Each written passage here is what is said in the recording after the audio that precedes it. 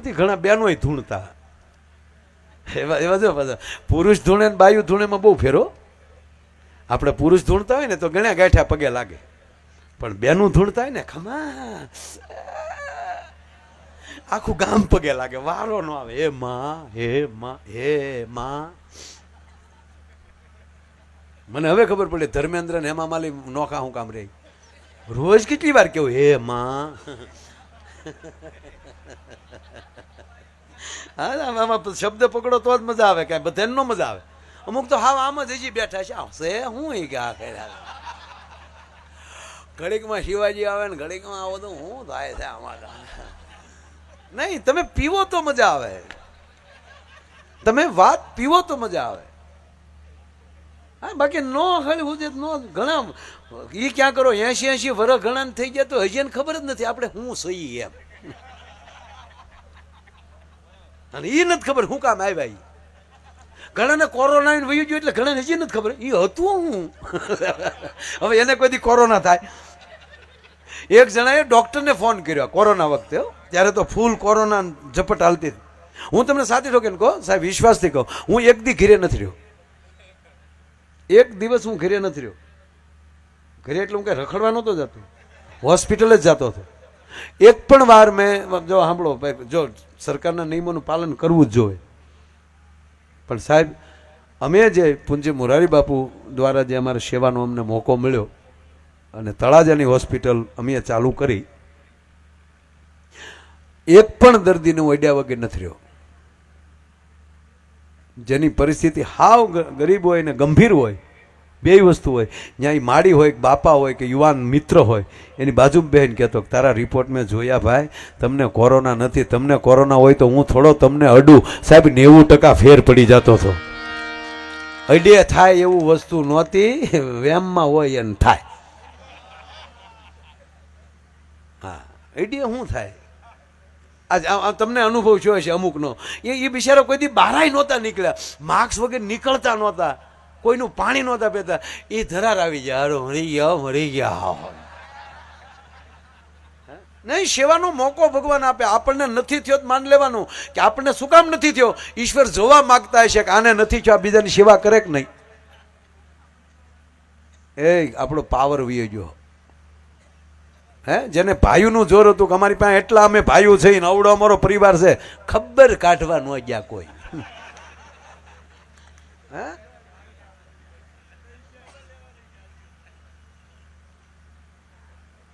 તમારા દાદા ને હવે કેમ છે? જાવ ને, પેલા તો બહુ સફરજન ખાધા બેઠા બેઠા. ત્યાં જાવ ને, દાદા ને કેમ છે? અને ભાઈ ભીડે એવી થઈ થયો. ધન્યવાદ આપું સરકારી દવાખાનાના સ્ટાફને, પ્રાઇવેટ દવાખાનાના સ્ટાફના અમુક મિત્રોને. હા સાહેબ ઊભા પગે રહ્યા, પોલીસ સ્ટાફ ઊભા પગે રહ્યો, હે સફાઈ કામદારો, બધાને વંદન. ખૂબ મહેનત કરી બધા. લોકડાઉન હાવ પહેલું લોકડાઉન આવ્યું ને તો હાવ હજડો હવે ઘીરે આમ જ બેઠા. જે ભાઈ 10 વર્ષથી પતિ પત્ની અમુક નહોતા બોલતા ને એ બોલતા થઈ ગયા. ક્યાં જાય? ઘરે જ દેવાનું, આમ જવાનું. ક્યાં જાય? બહાર નીકળે તો મોર બોલે, એની કરતા ઘરની કોયલ ને ન સાંભળીએ.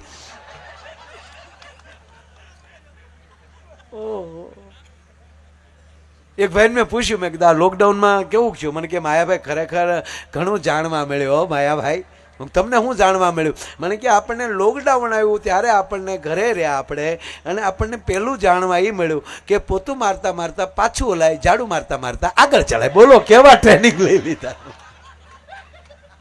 એ કેવું શીખ્યા કીરે. એક ભાઈને મેં પૂછ્યું, મેં તમે આમ આમ એને કરું કેવું થયું, મોઢું આમ આમ આમ થતું હતું. મેં કીધું તમને શું જાણવા મળ્યું આમ આ કોરોના કાળમાં, લોકડાઉનમાં તમને શું જાણવા મળ્યું? મને કે માયાભાઈ કોઈને કહેવાય નહીં અને તમે કોઈને કહેતા નહીં. નકર એકચ્યુઅલી યાર બહુ સુધરેવી, એકચ્યુઅલી બહુ બોલે, એકચ્યુઅલી યાર. મેં કીધું પણ કહો ને શું? મને કે માયાભાઈ મારા લગ્ન જીવનના 35 વર્ષ થયા.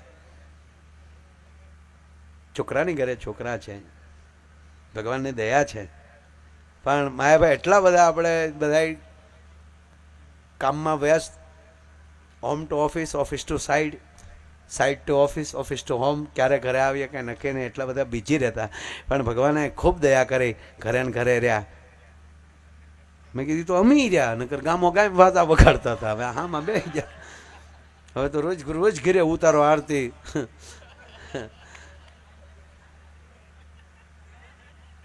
પણ મને કે માયાભાઈ, મને તો બહુ ભગવાનની દયા થઈ. બોલો શું થયું તો કયો. મને કે માયાભાઈ 35 વર્ષમાં લોકડાઉનમાં ખબર પડી તમારા ભાભીને નાક પાસે નાનો તલ છે. નિરખીને જોવાના માઇન્ડ મોકા મળ્યા. બોલો, બાકી મારા દીકરા હામું નહોતા જોતા. હા હા, શું શું કોરોનાએ કવરાવ્યા છે સાહેબ. બસ મહાકાળી માને પ્રાર્થના કરીએ આવી બીમારી ન આવે. હે માં અમને બસ. પણ પ્રેમ રાખજો, 18 વરણ એક રહેજો તો આવી બીમારીમાં ન જવું હોય તો. આ વરણવાદ તોડાવવા માટે કદાચ આવી બીમારી આવતી છે. આ જેના માવતર જે પેલા કોઈના જે ગુજરી ગયા ડેડ બોડી ત્યારે નહોતા આપતા, તેથી પૂછવા ક્યાં કઈ જ્ઞાતિના માણસે અમારા દાદાને અગ્નિ સંસ્કાર આપ્યો ગયું? કોઈ પૂછવા ક્યાં ગયો જ્ઞાતિવાદ? ભયાનક બીમારી થતી ત્યારે પૂછવા ક્યાં બેડ મળતો હતો કે કઈ જ્ઞાતિનો ડોક્ટર છે, અમારી જ્ઞાતિનો હોય તો જ જવું, ભલે બાકી મરી જવું. કરો વટ લો નહીં. આ જ્ઞાતિવાદ તોડવા માટે 18 વરણ એક. હમ સનાતની હૈ, હમ ભારતી. કોઈ પૂછતું જ નહોતું. લઈએ સાહેબ, ભાઈઓના જોર હતા એનું અભિમાન ઉતરી ગયું. છોડો, પૈસાનું જોર હતું એ ઉતરી ગયું. ડોક્ટર 10 કરોડ લ્યો પણ મારા ભાઈને બેઠો કરી, મારા બાપને બેઠો કરી. ઓલો કે 10 હું 500 કરોડ દે તે જેની ટીકડી જ નથી, મેં શું કરી લેવાનું. પહેલી વાર એવી બીમારી આવી કે ખાટલાન બાટલાન બધું દર્દીને ગોતવાનું. ડોક્ટર તો એમણે ઉભા રહે. એ ખબર પડી કે આ લીમડા આપણા માટે શું કરતા હતા, આ વૃક્ષો આપણા માટે ઈશ્વરે આપણને કેવી રીતે મફતમાં ઓક્સિજન આપ્યું. સાહેબ, આ પ્રતિષ્ઠા હારવાર એક પ્રતિજ્ઞા લેજો કે મારા જીવનમાં હું 2 ઝાડ ઉગાડીને જાય, જેથી કરીને એમ કહેવાય કે મેં જે જીવનમાં ઓક્સિજન લીધો હતો એમાંથી કાંઈક તો હું આપી શકું ને સાહેબ. આવી પ્રતિજ્ઞા લેજો સાહેબ. હું 5 ઝાડ રોપતો જાય, 2 ઝાડ રોપતો જાય. પૈસાનું જોર ન હાલ્યું, ભાઈઓનું જોર ન હાલ્યું, સત્તાનું જોર ન હાલ્યું. આમાં ન ચાલે. ત્યારે કેવલ આપણું જોર કોનું ચાલે? આ મઢમાં તમે મંદિરમાં બેહાડવાના છો ને મહાકાળીનું, તમારા કુળદેવીનું જોર ચાલે. જેની કુળની દેવી તાકાતવાન સાહેબ, એનો કોઈ દી વાળ વાંકો ન થાય. બાકી એક હોસ્પિટલમાં ફોન આવ્યો, તમારા દાદાને લઈ જાઓ. તે ઓલા ગયા છોકરા ગાડી લઈને, તો ઓલી કીટમાં પછી તો આપતા હતા ને, પછી આપતા હતા, લેતા જાઓ. પણ લોકડાઉનમાં આવી મજા. મારા કુતરા સિવાય શેરીમાં કોઈ નહીં. એ ભાઈ કુતરા ભણતા બહેનો હાવ.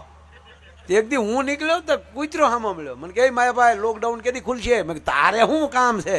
મને કે અમારી નાયત માલી કડવાનું ભૂલી જાઉં. માણસ વગેરે કડવું કોને? અમારે અમારો સ્વભાવ બદલી જાય. ગજબ થયો. એટલે પછી ડેડ બોડી આપતા. અને ખબર પછી ધીરે ધીરે લોકડાઉન ખુલ્યું, બકાલું લેવાની છૂટ, દૂધ માટે ને બકાલા માટે.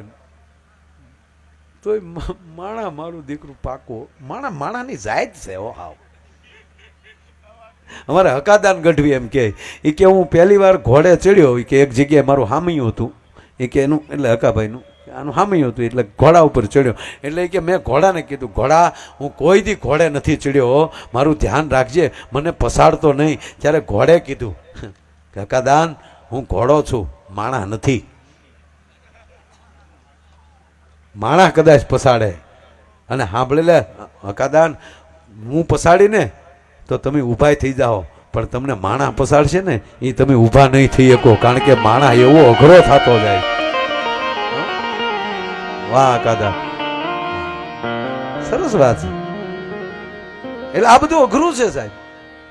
પછી આ ભીંડાનું ને બકાલાનું એ લેવા જવાનું. એક જણો ભીંડાને પાણી છાંટતો હતો, એક જણો હમણાં ઊભેલો, ઓલો પાણી છાંટવામાં વજન એ વધે ને લીલો રહે એમ.